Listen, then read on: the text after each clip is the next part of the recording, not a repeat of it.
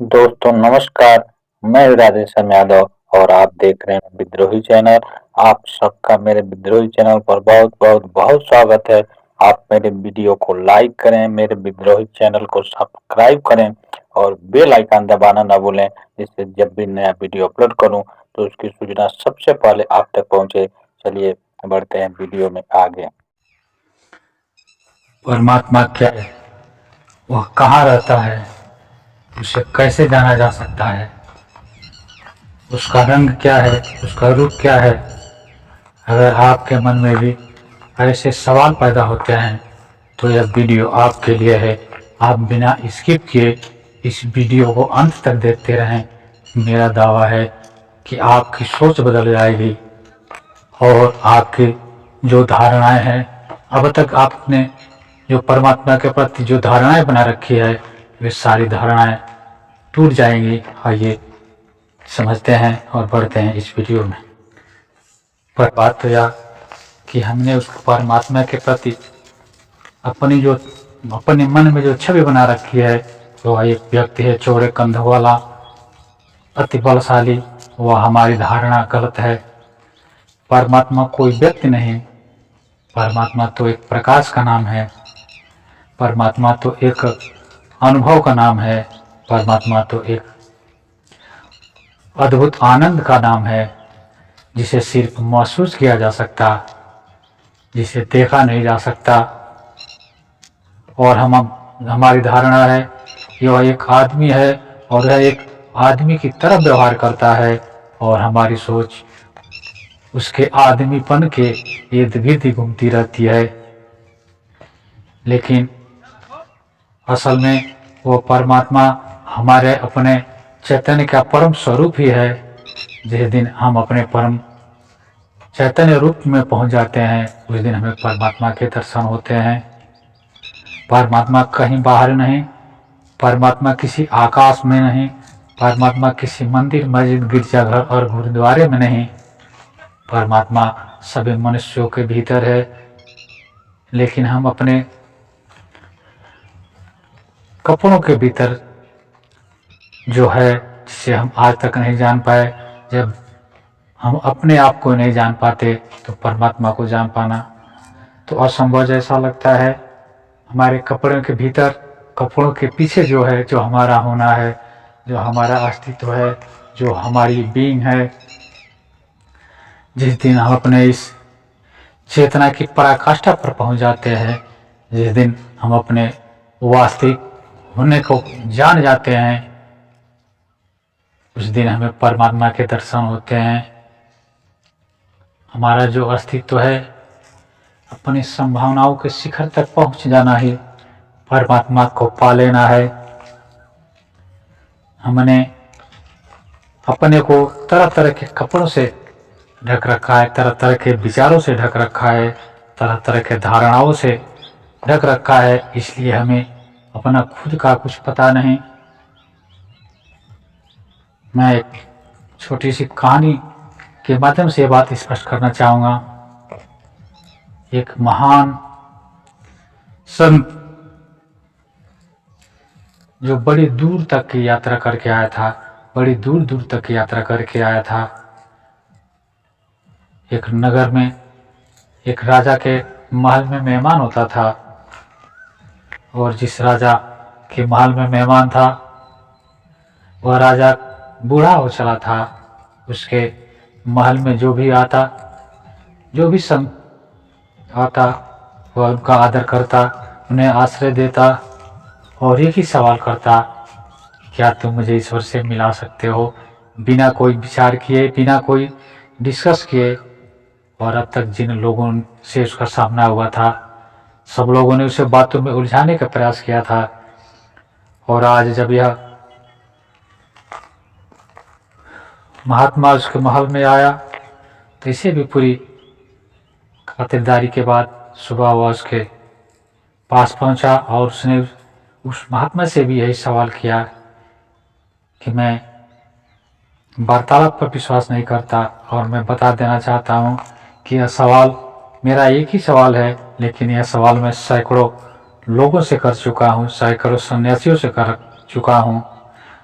इसलिए मेरा निवेदन है कि बिना किसी भूमिका के, बिना किसी चर्चा के आप मुझे एक बात का उत्तर दें, क्योंकि विचार सुनने में मेरी कोई दिलचस्पी नहीं। मैं सीधा उत्तर चाहता हूँ कि क्या आप मुझे परमात्मा से मिला सकते हैं।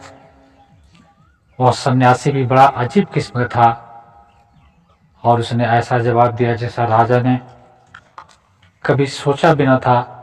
उस सन्यासी ने कहा, परमात्मा से अभी मिलना चाहते हो या थोड़ी देर रुक करके।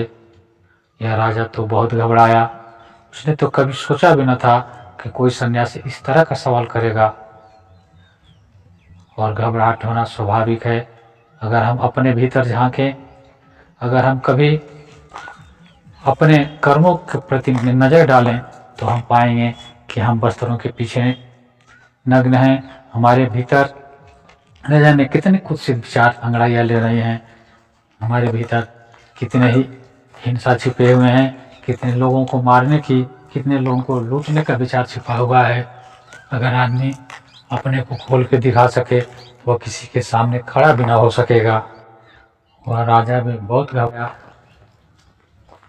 और उसने कहा, मैं अभी मिलना चाहता हूँ। लेकिन उसके सब कांप रहे थे, उसकी आवाज़ कांप रही थी। उस सन्यासी ने कहा, डरो मत, मैं देखता हूँ तुम घबराते हो, और मैं चाहता हूँ आप अपना नाम और पता एक कागज़ पर लिखकर दे दो, ताकि मैं परमात्मा तक उसे पहुँचा सकूँ। उस राजा ने सोचा कि मुझसे भी जो मिलने आते हैं, मैं भी उनसे उनका नाम पता पूछता हूँ, उनके संबंध में जानकारी रखता हूँ। हर किसी से मैं भी नहीं मिलता।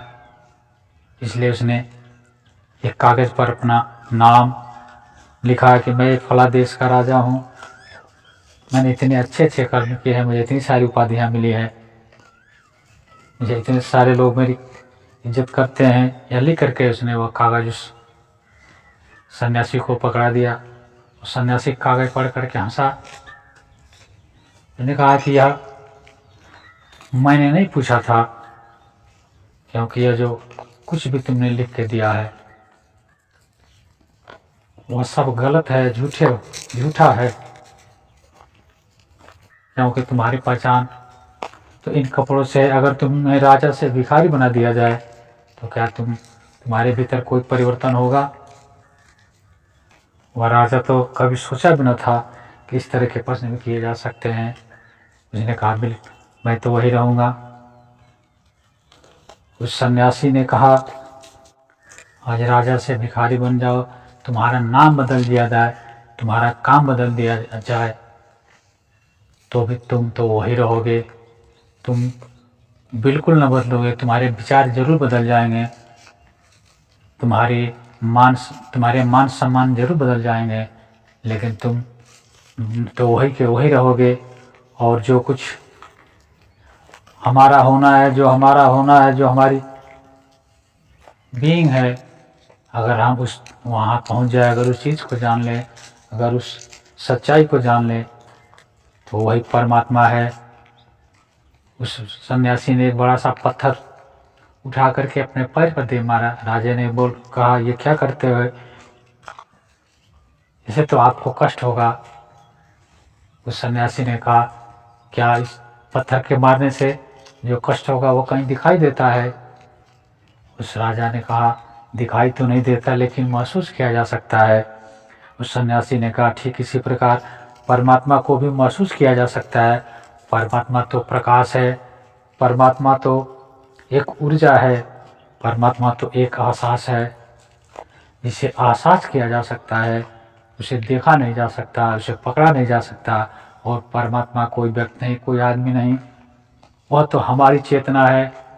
हमारे भीतर जो बैठा हुआ है, जो न कभी राजा था, न कभी रंग था, न पैदा हुआ, न कभी मरता है, जो शाश्वत है, अजर है और अमर है, वो हम सब के भीतर है, वो हर मनुष्य के भीतर है। उसी चेतना का नाम परमात्मा है। जो अपने भीतर इस चेतना के पराकाष्ठा तक पहुंच जाता है, जो अपने अस्तित्व को पहचान लेता है, वो परमात्मा तक पहुंच जाता है। जिन लोगों ने भी अपने आप को पहचाना, अपने आप को जाना, अपने भीतर उस बिंदु को पहचाना जो उसका होना है, जहाँ पर वह है, उसे परमात्मा के दर्शन हुए। अपने उस चरण बिंदु को पा लेना ही परमात्मा को पा लेना होता है। परमात्मा किसी मंदिर में नहीं, किसी मस्जिद में नहीं, किसी गिरजाघर और गुरुद्वारे में नहीं। परमात्मा तो मनुष्य की परम चेतना का नाम है। मित्रों, ये वीडियो लंबा हो रहा है, अपनी बातें समाप्त करते हैं। मिलते हैं अगले वीडियो में एक नए विषय के साथ। तब तक के लिए नमस्कार, जय हिंद, जय भारत, वंदे मातरम।